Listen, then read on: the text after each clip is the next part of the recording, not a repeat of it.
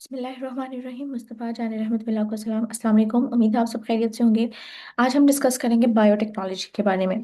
अच्छा, बायोटेक्नोलॉजी लफ्ज़ बायो का मतलब होता है लाइफ, यानी ये एक ऐसी टेक्नोलॉजी होती है या ये एक ऐसी ब्रांच है साइंस की जिसमें हम किसी लिविंग ऑर्गेनिज्म को इस्तेमाल करते हुए कोई ऐसा प्रोडक्ट बनाते हैं जो हमारे लिए फ़ायदेमंद होता है, हमारे फ़ायदे के लिए होता है। ठीक है।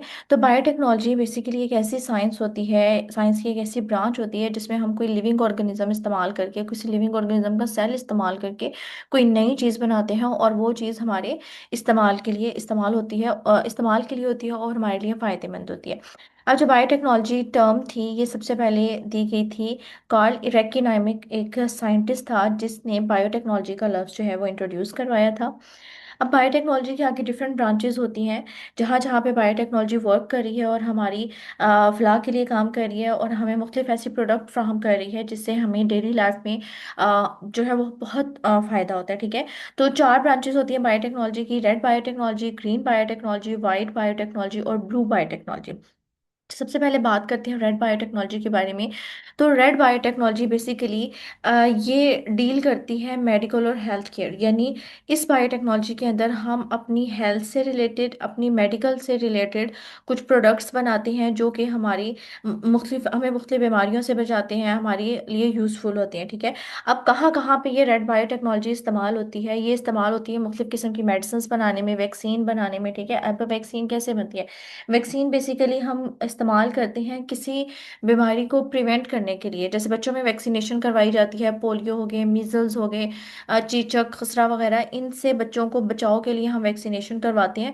तो बेसिकली जब हम वैक्सीनेशन करते हैं तो वैक्सीनेशन का मतलब होता है कि जो ऑर्गेनिज्म बीमारी फैलाएगा, जो वायरस, जो बैक्टीरिया बीमारी हमारी बॉडी में फैलाएगा, हम उसकी बॉडी का कोई पार्ट लेके या उसकी बॉडी को वीक करके या किल करके बॉडी के अंदर वैक्सीन के जरिए से इंट्रोड्यूस करवाते हैं। अब जब वो वैक्सीन हमारी बॉडी में जाती है तो हमारा इम्यून सिस्टम काम करता है और डिटेक्ट करता है कि बॉडी में कोई एंटीजन आया है, कोई डिसीज कॉजिंग एजेंट आया है, क्योंकि हमने बेसिकली उसी माइक्रो ऑर्गेनिज्म से ही अपनी वैक्सीन बनाई थी जिससे वो बीमारी होनी थी, उसको वीक करके या उसको किल करके इंट्रोड्यूस करवाया था बॉडी में। तो हमारा इम्यून सिस्टम उसके खिलाफ बनाता है एंटीबॉडी, फिर वो एंटीबॉडी उसको डिटेक्ट करके और उसके खिलाफ बॉडी को इम्यूनिटी प्रोवाइड करके और फिर उसको अपनी मेमोरी में स्टोर कर लेता है, इन केस के नेक्स्ट फ्यूचर में कभी ओरिजिनल वो वायरस या ऐसा कोई बैक्टीरिया जिसकी हमने वैक्सीन लगाई थी वो बॉडी के अंदर आ जाए तो हमारे इम्यून सिस्टम को ज़्यादा काम नहीं करना पड़ता। हमारा इम्यून सिस्टम जल्दी से वो एंटीबॉडी जो होती है वो डिटेक्ट करती है कि ये जो एंटीजन था, ये जो डिसीज कॉजिंग एजेंट था, ये पहले बॉडी में आया था, तो एंटीबॉडी एक्टिव होकर उसको किल कर देती है। अब बेसिकली वैक्सीन किससे बनी है? उसी माइक्रो ऑर्गेनिज्म से, उसी सब्सटेंस, उसी चीज से, उसी लिविंग ऑर्गेनिज्म से जिसने बीमारी फैलानी थी। वो वायरस भी हो सकते हैं, वो कोई बैक्टीरिया भी हो सकते हैं। इंसुलिन बनाने में हम इस्तेमाल करते हैं इसको, एंटीबायोटिक्स बनाने में इस्तेमाल करते हैं। अब इंसुलिन हमारी बॉडी के अंदर हार्मोन होता है जो लबलबे से यानी पेनक्रियास से रिलीज होता है। तो जिन लोगों को डायबिटीज़ होती है फिर उनकी बॉडी में क्या होता है, इंसुलिन का बेसिकली काम होता है कि बॉडी के अंदर अगर ग्लूकोज लेवल ज़्यादा हो गया तो उसको कम करना, शुगर लेवल को कम करना। अगर हमारी बॉडी ही इंसुलिन प्रोड्यूस नहीं कर रही तो हमारी बॉडी में शुगर लेवल ज़्यादा हो जाएगा, डायबिटीज़ हो जाएगी। उस केस में हमें इंसुलिन बाहर से लेनी पड़ती है। फिर ये इंसुलिन हम हासिल कहाँ से करते हैं? हम एनिमल्स की बॉडी से या ह्यूमंस की बॉडी से लेके और इन्हें जेनेटिक इंजीनियरिंग के ज़रिए से हम अपनी मेडिसिन तैयार करते हैं, इंसुलिन तैयार करते हैं लिविंग ऑर्गेनिज्म का इस्तेमाल करते हुए। अच्छा, दूसरा रेड बायोटेक्नोलॉजी का जो यूज़ होता है वो होता है जीन थेरेपी में। जीन थेरेपी में क्या होता है कि अगर कोई एक जीन हमारी बॉडी के अंदर ख़राब हो गई है तो उस जीन को रिप्लेस करके उसकी जगह कोई ऐसी जीन लगा देना जो हेल्दी हो। ठीक है। एक जीन हमारी बॉडी में, उसमें कोई फॉल्ट आ गया है, वो ख़राब हो गई है, तो उस जीन को रिमूव करके उसकी जगह पे हेल्दी जीन लगाना ताकि वो जीन जो है फिर नॉर्मल अपना फंक्शन परफॉर्म कर सके और हमारी बॉडी को बीमारियों से महफूज कर सके। अच्छा, यहाँ पे डिसीज दी हुई है हीमोफीलिया सिस्टिक फाइब्रोसिस। ये एक बीमारी है। ठीक है। इसमें हम जीन थेरेपी करते हैं। इसमें क्या होता है कि हमारी बॉडी के अंदर ब्लड के लिए जीन होती है जीन आई, अगर उस जीन आई में कोई फॉल्ट आ जाता है तो हमारा खून जो है वो खराब हो सकता है। ठीक है। उस कंडीशन को कहते हैं हीमोफीलिया सिस्टिक फाइब्रोसिस। तो ये सेकंड और थर्ड पॉइंट में सेम यही बात ही की है कि अगर हमारे जीन में किसी किस्म की कोई प्रॉब्लम आती है, जीन खराब हो जाती है, तो हम बायोटेक्नोलॉजी का इस्तेमाल करते हुए उस जीन को किसी और ऑर्गेनिज्म के जीन से जो है वो हम रिप्लेस कर सकते हैं। नेक्स्ट आता है जेनेटिक इंजीनियरिंग में। जेनेटिक इंजीनियरिंग का मतलब होता है एक ऑर्गेनिज्म से जीन लेके किसी दूसरे ऑर्गेनिज्म की बॉडी के अंदर इंसर्ट करना और अपने डिजायर प्रोडक्ट बनाना, अपनी मर्जी का कोई प्रोडक्ट बनाना। ये होता है जेनेटिक इंजीनियरिंग। तो इसमें भी बेसिकली लिविंग ऑर्गेनिज्म इस्तेमाल हो रहे हैं, उसके जरिए से हम अपनी प्रोडक्ट हासिल करते हैं। जैसे फर्मेंटेशन का प्रोसेस हो गया, उसमें फंजाई वगैरह इस्तेमाल हो रही होती हैं। तो ये सारी चीज़ें जो हैं ये ब्रेड बायोटेक्नोलॉजी या कह लो कि बायोटेक्नोलॉजी के यूजेस और फंक्शंस हैं। नेक्स्ट आता है ग्रीन बायोटेक्नोलॉजी। अच्छा, ग्रीन बायोटेक्नोलॉजी इस्तेमाल होती है हमारी एग्रीकल्चर फील्ड में, हमारी ज़राअत में। हमने बहुत से ऐसे प्लांट्स बना लिए हैं जो कि ट्रांसजेनेटिक्स हैं। ट्रांसजेनेटिक्स मीन हमने अपनी मर्जी की जीन्स उनमें इंसर्ट करवा के ऐसे प्लांट बना लिए हैं जो कि डिसीजेस के खिलाफ, पेस्ट के खिलाफ, माइक्रो ऑर्गेनिज्म के खिलाफ अपने आप को रेजिस्ट करते हैं, मुजाफमत प्रोवाइड करते हैं, अपने ऊपर किसी बीमारी का, किसी पेस्ट का अटैक नहीं होने देते। ये हमने किस तरीके से किया? ट्रांसजेनेटिक्स प्लांट बना के। अब ट्रांसजेनेटिक्स प्लांट्स क्या होते हैं? ऐसे प्लांट्स जिसमें हमने अपनी मर्जी के जीन इंसर्ट करवाई होती है बेहतर प्रोडक्शन के लिए, उसके अंदर अपनी मर्जी का ट्रेट डेवलप करवाने के लिए, अपनी मर्जी का करेक्टर डेवलप करवाने के लिए, ताकि वो बीमारियों से प्लांट महफूज रखे और पेस्ट से महफूज रह सके। दूसरा, हमारे अब हर किस्म का फ्रूट जो है, हर किस्म की वेजिटेबल जो है वो सारा साल मौजूद होते हैं बाजार वगैरह में। पहले होता था कि मौसमी फल और मौसमी सब्जियां जो होती हैं उसी मौसम में आती थी, सर्दियों की सर्दियों में, गर्मियों की गर्मियों में। लेकिन अब थ्रू आउट द ईयर हमारे पास हर मौसम का फल भी अवेलेबल है और वेजिटेबल भी। ये किस वजह से हुआ है? बायोटेक्नोलॉजी का इस्तेमाल करते हुए हमने अपनी फलों में, अपनी सब्जियों में भी म्यूटेशंस कर लिए हैं। ठीक है। नेक्स्ट इसका इस्तेमाल होता है टिश्यू कल्चर में। टिश्यू कल्चर में क्या होता है? हम प्लांट्स को आर्टिफिशियल ग्रो करवाते हैं टेस्ट ट्यूब्स के अंदर, उनके ग्रोथ फैक्टर्स को इस्तेमाल करते हुए। जो जो से फैक्टर्स उन प्लांट्स के लिए ज़रूरी होते हैं और जो जो से हार्मोन्स उन प्लांट्स के लिए ज़रूरी होती हैं, हम उन्हें आर्टिफिशियली तौर पे वो सारी चीज़ें प्रोवाइड करके और उन्हें आर्टिफिशियली तौर पे ग्रो करवाते हैं बायोटेक्नोलॉजी का इस्तेमाल करते हुए, ग्रीन बायोटेक्नोलॉजी का इस्तेमाल करते हुए। प्लांट्स में भी सेम जेनेटिक इंजीनियरिंग होती है। Next, hybridisation.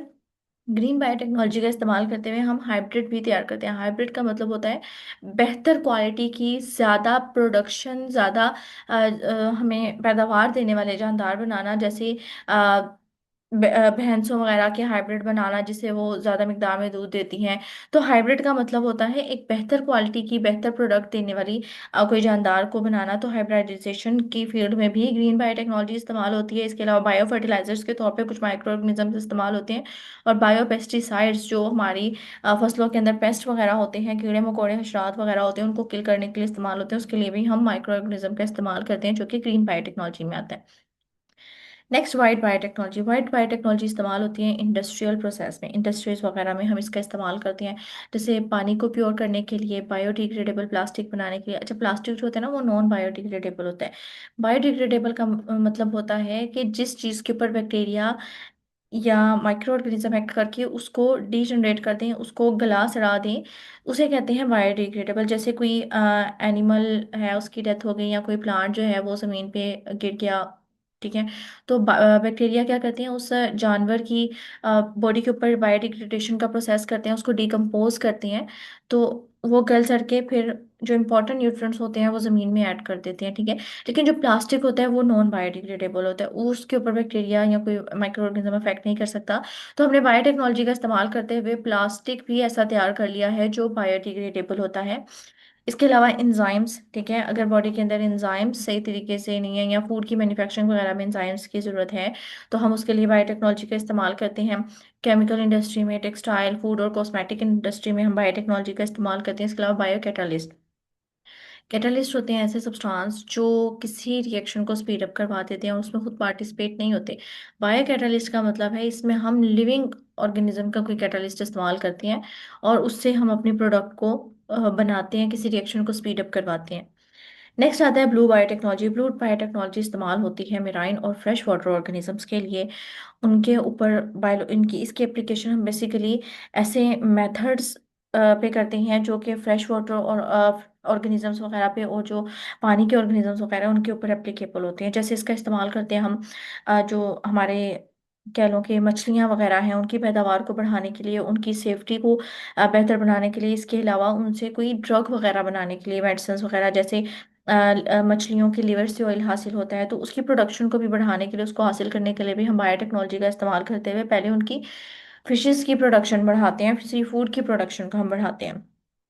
अच्छा, एनवायरमेंटल बायोटेक्नोलॉजी से मुराद है कि हमारी बायोटेक्नोलॉजी जो है वेस्ट ट्रीटमेंट में भी हेल्प कर रही है, इसके अलावा पॉल्यूशन को प्रिवेंट करने में भी हेल्प कर रही है, पोल्यूशन को प्रिवेंट करने में। अच्छा, इसकी एक एग्जांपल आप कर सकती हैं कि लाइकन एक रिलेशनशिप होता है जिसमें एल्गी और फंजाई मिलके रहते हैं।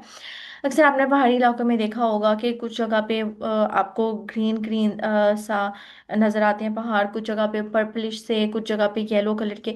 वो बेसिकली क्या होते हैं, वो लाइकन्स का रिलेशनशिप, लाइकन्स होते हैं जिसमें एल्गी और फंजाई का रिलेशनशिप होता है। जब इन्वायरमेंट के अंदर पोल्यूशन होती है ना, तो ये लाइकन्स अपना कलर चेंज करके, एल्गी और फंजाई अपना कलर चेंज करके बताते हैं कि इन्वायरमेंट में पोल्यूशन बढ़ रही है। तो इस तरीके से ये पोल्यूशन को प्रिवेंट करने के लिए भी बायोटेक्नोलॉजी इस्तेमाल होती है। ठीक है।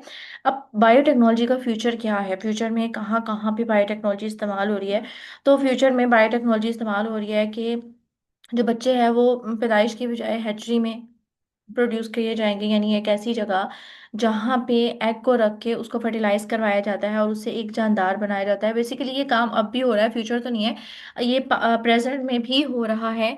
जैसे टेस्ट ट्यूब बेबीज वगैरह बन रहे हैं, तो ये बायोटेक्नोलॉजी की वजह से ही है।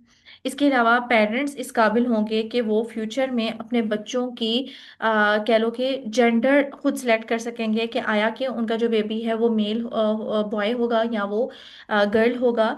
तो अपनी मर्जी की जीन जो है वो पेरेंट्स इस काबिल हो जाएंगे फ्यूचर में कि वो अपने बच्चों के अंदर अपनी मर्जी की जीन इंसर्ट करवा सके, अपनी मर्जी की जीन चूज कर सकें, कि वो जेंडर भी उनकी चूज कर सकें। ये फ्यूचर में पॉसिबल होने के चांसेस है बायोटेक्नोलॉजी की वजह से।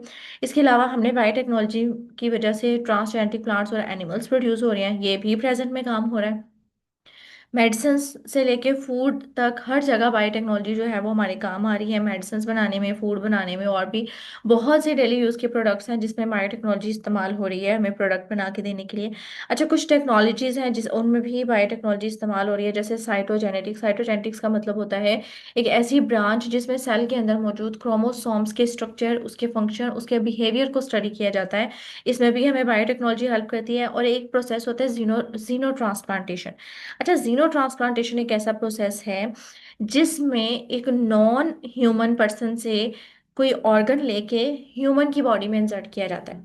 इस सिंपल अल्फाज में कहें तो किसी जानवर की, अगर किसी ह्यूमन का कोई ऑर्गन फेल हो गया है, जैसे किडनी हो गई, लिवर हो गई, कोई टिश्यू हो गया या कोई और ऑर्गन हो गया, वो सही से काम नहीं कर रहा, तो बायोटेक्नोलॉजीज में हमें ये भी हेल्प करती है कि किसी एनिमल की बॉडी से वो ऑर्गन लेके और ह्यूमन की बॉडी में इंसर्ट कर देना, ट्रांसप्लांट करना। जैसे सिंपल किडनी ट्रांसप्लांट होता है, ऐसे ही जीनो ट्रांसप्लांट, मतलब एक मिसाल है कि इस तरीके से जीनो ट्रांसप्लांटेशन है कि एनिमल की बॉडी से कोई ऑर्गन लेके ह्यूमन की बॉडी में इंसर्ट कर देना, इसे कहते हैं जीनो ट्रांसप्लांटेशन। इसके अलावा रिकॉम्बिनेंट डीएनए।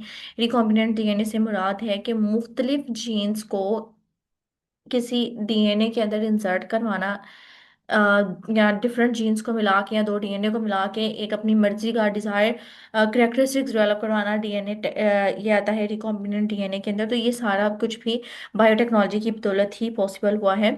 तो ये था आज का लेक्चर, उम्मीद है आपको ये समझ आ गई होगी। अगर आपको कुछ समझ नहीं आता तो आप कमेंट बॉक्स में पूछ सकते हैं। शुक्रिया, अल्लाह हाफिज़।